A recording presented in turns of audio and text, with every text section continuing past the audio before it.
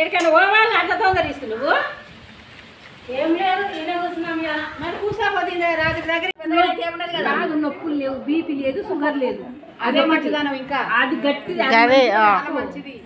అదృష్టవంతురాలు పొద్దున్న లేస్తే అమ్మ అయ్యా అనుకుంటా లేవాలి కూర్చోవాలి 3 ఆస్తులు సంపాదించిన నీకు